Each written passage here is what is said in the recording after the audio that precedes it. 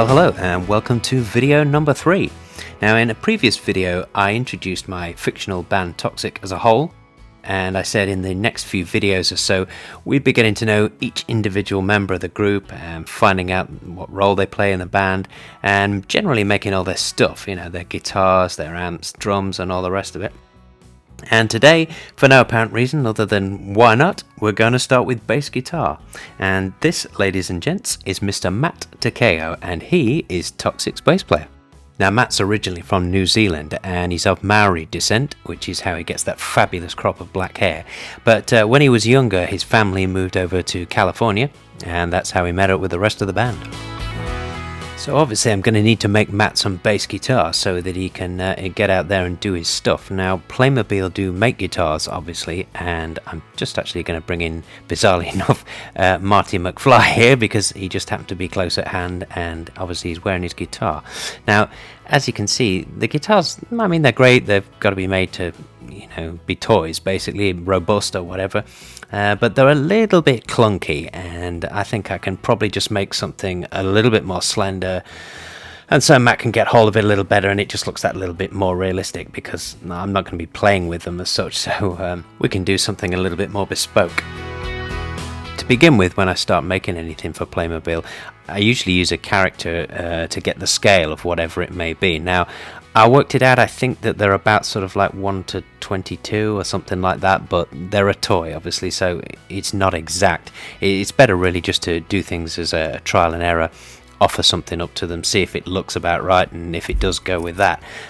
What I also do then is get some reference off the internet of whatever it is I may be making, in this case a Fender bass guitar, then I draw it up in Illustrator and I export it to this software here, which is my laser cutter software. And then I'll work out which parts of it I want to make separately or out of thinner material. I'm actually going to make these out of MDF and add some detail on the top of them with a much thinner ply. I just think it's easier. Obviously bass guitars are wooden on the whole anyway, but it's very easy to shape. It's quite cheap if you make any mistakes with it. It's nice to sand, and also it's very easy to paint as well. So that's what I'm going to do.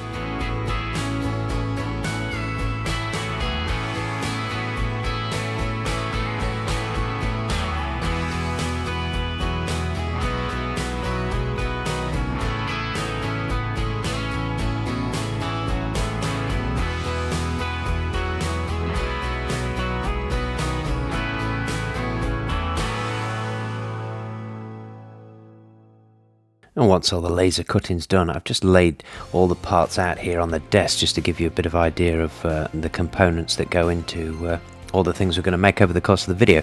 So we've got the bass guitars to the right hand side there, and they've got their ply toppings laid over them, and we've got the various size amplifiers and all the cones and bits and bobs that go into making them.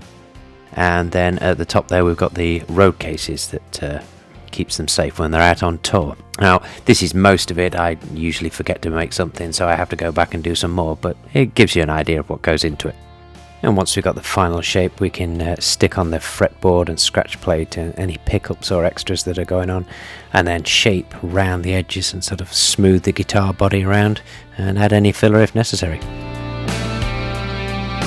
And then I'm going to add a little primer here just to seal all that in. I'm just going to leave the fretboard and the back of the neck of the guitar bare, because they're wooden anyway, so we want a bit of grain from those. And then it's on to paint. I'm just putting a base white coat down here. It just makes the yellow that I'm going to paint this particular guitar nice and bright if you put on the base coat beforehand. Now, I'm making a whole bunch of guitars for Matt, a couple of different makes. Some are a bit road worn, vintage ones that he's had for a long time. Some of them are brand new ones that he's got. Just a whole bunch of kit that he takes out on tour with him and uses for the various different songs and different concerts. Now, for these bass guitars to sound any good, they're going to need a nice big amplifier stack behind them. Now, I got these little half wooden balls off eBay, and I've just stuck them on the back plate there, and they're going to form the sort of rounded cone at the very rear of the speaker, and then I'm going to put the rest of it over the top. And then the box is made up a little bit like a jigsaw puzzle, if you like, and it kind of all knits together in finger joints, and then it looks something like this. Now here I'm just putting some glue in the apertures here, and then I'm just going to drop in the surround and the speaker cone.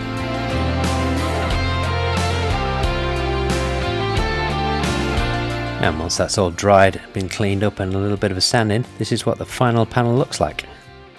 And once they're all glued in place and been sanded, all the filler's been sanded off, this is what the final smooth box looks like. Now it's all ready for a bit of primer and then some black acrylic paint. And I use acrylics on these because I'm after a dull finish on the outside. Whereas inside I use a rattle can spray just to give it a bit of contrast and to get some shine on the speaker cones.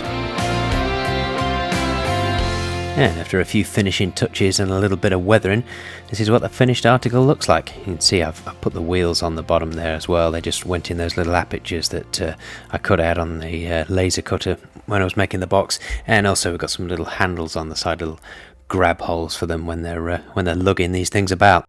And then finally for this video we'll move on to the road cases. Now this is just a variation on a theme really, same sort of box. I'm just putting some filler in here. There you can see the apertures for the wheels, and there's also a line round them which actually put some aluminium tape around the outside of there just to make them look like the aluminium support strips around the real thing.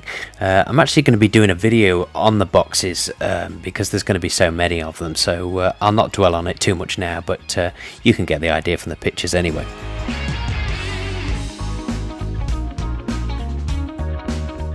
And after much gluing, sanding and fillering, this is what the final boxes look like, and now they're ready for a coat of primer and to go to paint.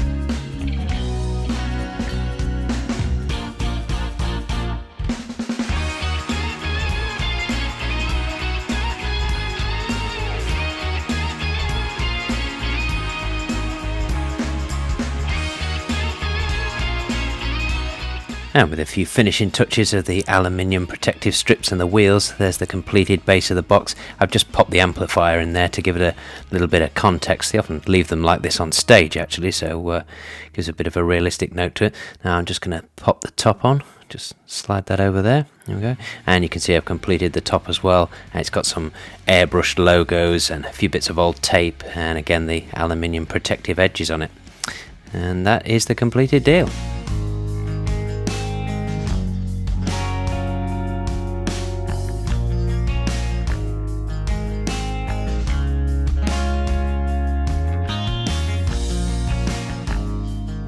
I also made a case for them to ship Matt's basses around in. This is very similar to one I'm going to make for the guitar video actually, so I'll go into it in more detail then, but for now this is it close up anyway.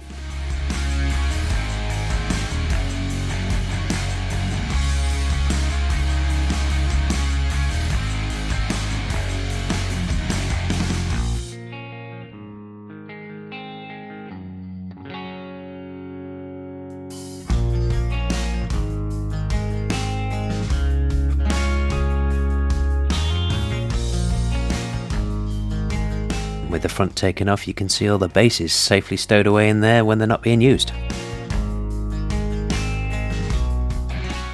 And with that, we join Matt and Ollie's gear getting in a bit of studio time, working on his latest project in here. Thanks for watching. If you've got any questions, you can leave them in the comments below. If you could like and subscribe, give me a thumbs up, that'd be great. There's a load more videos coming up. It takes me a bit of a while to make them because obviously all this stuff takes a bit of time to create, but there's loads coming up. The next video is going to be about the keyboards and the pianos. We'll be meeting another member of the band, and I will see you all then. Thanks again. Ciao for now.